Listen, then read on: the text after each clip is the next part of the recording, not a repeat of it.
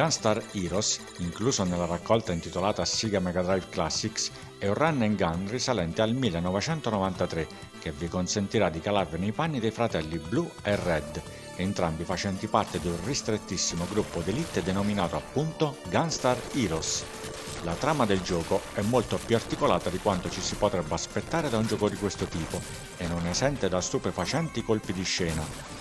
Vi basti sapere che i nostri alter ego videoludici, guidati dal professor Brown, saranno impegnati a combattere contro il generale Gray, il quale, supportato da Green, un ex membro dei Gunstar Heroes dalle straordinarie capacità, e di altri comprimari, tutti ben caratterizzati, sta cercando di impossessarsi di 4 potenti gemme dagli straordinari poteri, in grado di risvegliare una terribile arma dalle sembianze antropomorfe dall'altisonante nome Golden Silver.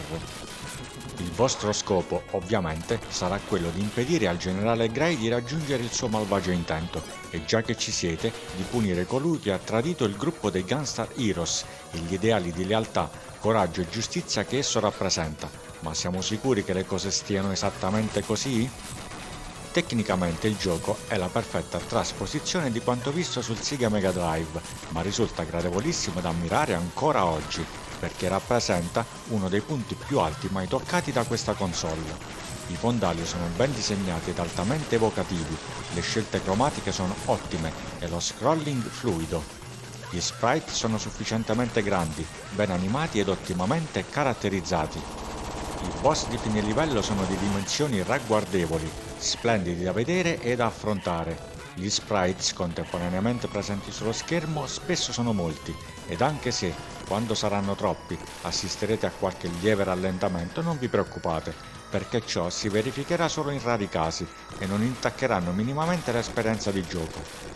Inoltre, molti degli effetti grafici presenti in questo run and gun vi stupiranno e delizieranno non poco le vostre pupille, dimostrando ancora una volta che il Sega Mega Drive era una console dalle capacità grafiche di tutto rispetto e che per i buon gustai, che non disdegnano tutto ciò che non sia realizzato in grafica 3D e che non sfoggi mirabolanti effetti grafici, supportati tra l'altro da hardware enormemente superiori, è apprezzabilissimo ancora oggi. La colonna sonora che vi accompagnerà nei 7 livelli del gioco è davvero splendida e supporterà davvero degnamente le vostre eroiche gesta, restandovi per sempre nel cuore, questo ovviamente per chi un cuore ce l'ha.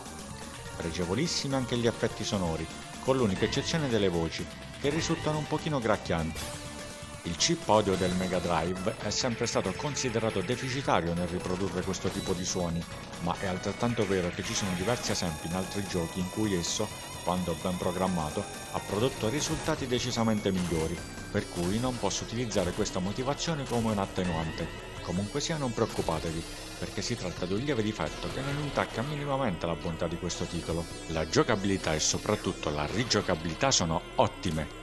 Questo perché la possibilità di scegliere quale tra i primi 4 livelli completare, unite alle differenze tra i due protagonisti, che sembrano sottili ma che in realtà non lo sono, e la notevole quantità di armi utilizzabili, consentono di evitare la ripetitività, anche dopo molte partite. Inoltre, come se non bastasse, si può giocare anche in 2. Davvero imperdibile!